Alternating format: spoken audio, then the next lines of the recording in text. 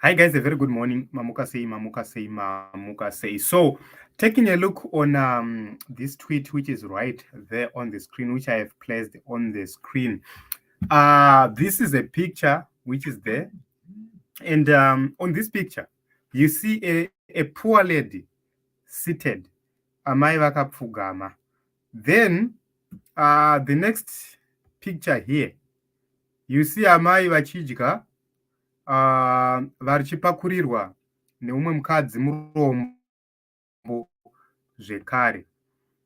Another, you see amai vachidya, umwe mukadzi zvekare murombo akapfugama akavatarisa. Zvikanzi panapa, things like this shouldn't be celebrated in a normal society. Faking to be humble while looting and destroying lives of the same people you are faking to support is complicated. We must stop being used as subjects of caricature by politicians. Yes, I agree. So let me try to quickly explain this and give my own opinion and views. So what is happening is that the Al Jazeera documentary is here. It shows that there are so much corrupt activities which are happening within the nation of Zimbabwe. We are talking about gold here. We have not talked about diamonds. We have not talked about matenda and other stuff used to loot. We have not talked about zvinhu zvisiri kubhadhara juti zviri kusmugglwa into Zimbabwe zvinotengeswa kuzvimadollar for two shops uku zviri kuranwa nevakurwa. Then we have a poor woman like this. Hana chipatara izvezvi zvakarwara nekenza amai ava vakaenda paparenyatwa. She won't be able to receive radiotherapy treatment. That is the fact.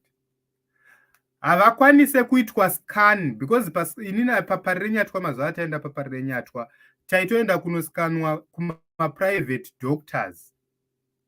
Maskani ese ainyorwa waitoenda kwa-private doctor.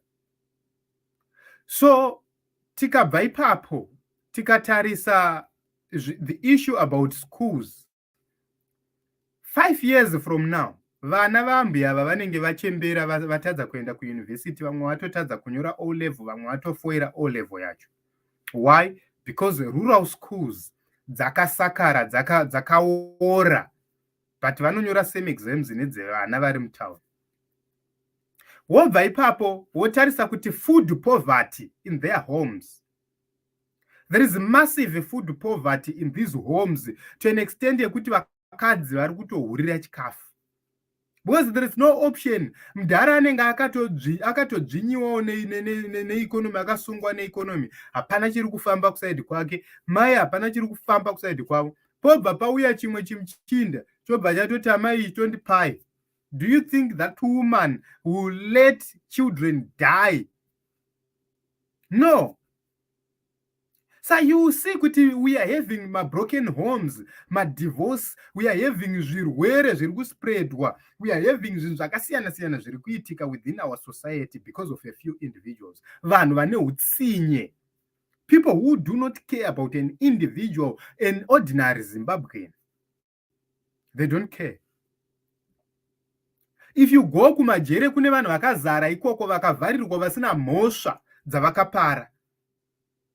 That is the reason why takati hatichachka.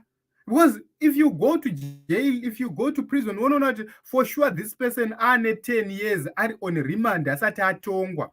Job sikala watiri kutochema uyo akusvitsa gore 1. Kune vanhu vane 8 years, 9 years, 10 years vasati vatongwa vari parimand, guys. This is not fiction. Zviriko. Wotarisa maprison cells acho magariro akaita vanhu ivavo, uchaona kuti vanhu ivavo vakagara sevaranda. Right? 54,000 hectares dzakatengeswa.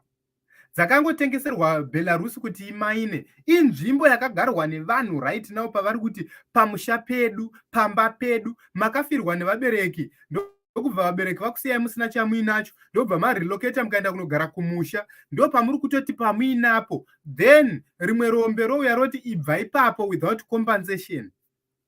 Hutsinye hwakaita seiwo. Hutsinye hwerudzii.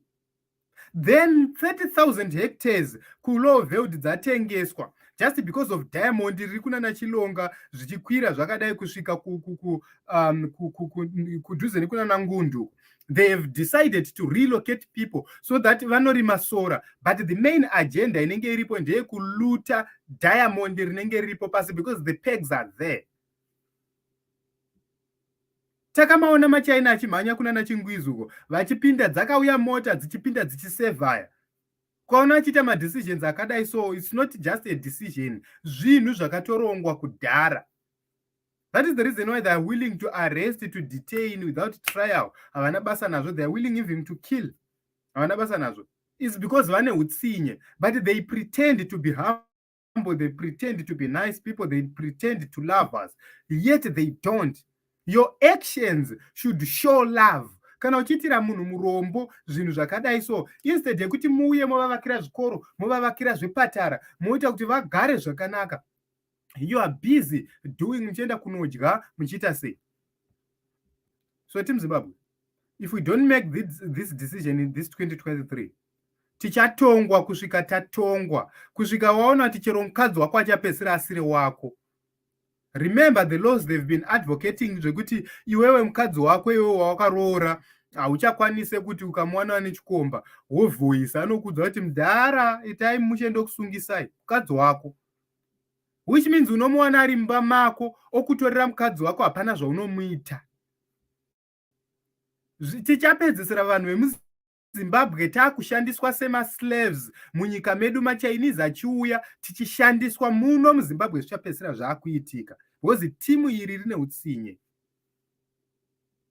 Guys, kana tafa, but I know that reasonable people will vote out this regime. We are not going to be silent because we are already dead. Some of us, we no longer have hope to live long. We only hope to see a better Zimbabwe. But the biggest hope is to leave a better Zimbabwe for our children. So let us register to vote in our numbers. Iwewe kana usiri kunovhota, you are the problem. You are my problem. You are your child's problem. You are your mother's problem. Musi wacharwara nekenza ukamhanya paparire nyatwa ndo pauchaona kuti veduwe muvoice ramudhara. I don't want to take much of your time, but these guys vane Hutsinye. Tarisai mascandals avaita in 5 years. Guys, let us go and vote.